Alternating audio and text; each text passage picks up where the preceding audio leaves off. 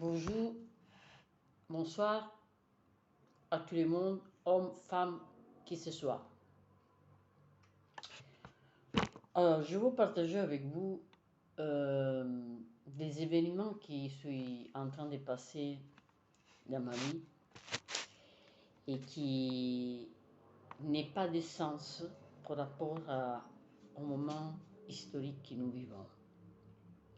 Lorsque Dieu nous appelle et nous appelle à écouter et à nous aligner à sa véritable voix. Cette véritable voix, c'est quoi?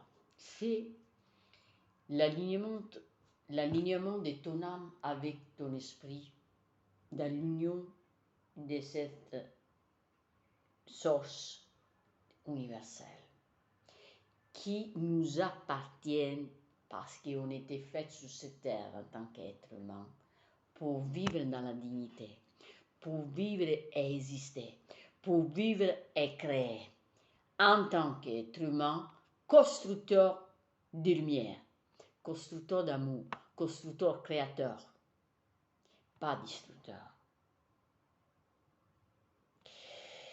Dans ces moments, j'ai vécu des choses un peu anormales. Lorsque tu fais un CV et tu te présentes pour faire la candidature et tu es enseignante d'abord depuis longtemps,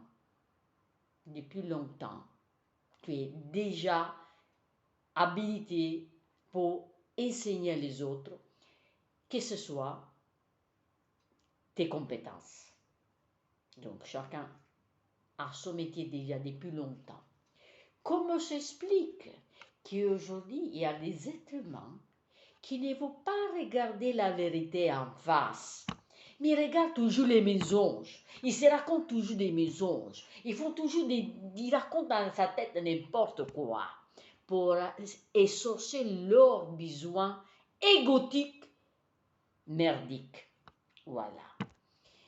Vous savez, votre ego, face à Dieu, fait honte. Votre ego face à Dieu fait honte.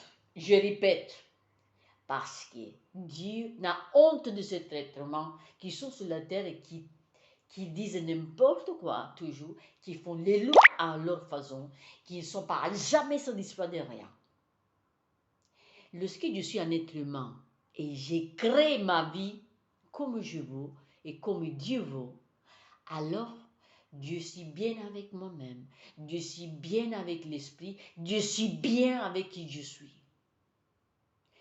Et au nom de Dieu, le Père éternel qui nous a fait, aujourd'hui, je vous parle des dernières prophéties de Daniel parce qu'il nous appelle à écouter quelque chose qui nous appartient.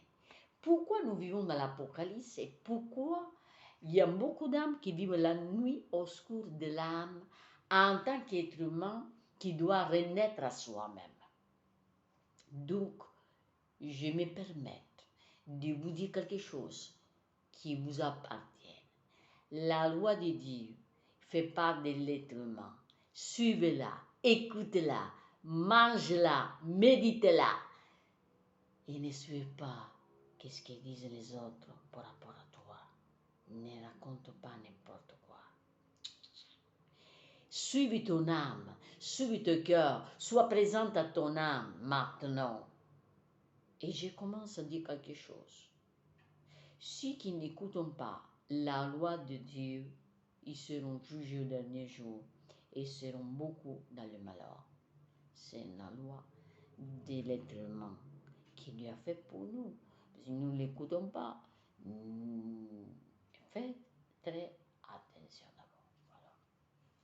Voilà. L'épreuve que cette dernière semaine n'est pas encore accomplie réside dans le fait que Christ rattache clairement ses principaux événements à sa seconde venue. Dans l'intervalle qui sépare la 69e semaine de la dernière, intervient donc aussi toute l'époque de l'Église dans la révélation cachée dans l'Ancien Testament et donnée pour le Nouvel Testament. Déjà, plusieurs pères de l'Église placent la 70e semaine à la fin des temps. La plupart des missions que nous avons pendant les 3e siècles concordent sur ce point. Irénée situe la manifestation de l'Antichrist à la fin de notre ère. Durant les dernières semaines, précisant que sa tyrannie durera une demi-semaine, soit 3 ans et 6 mois. Selon Hippolyte, Daniel annonçait pour les derniers temps l'accomplissement de cette ultime année.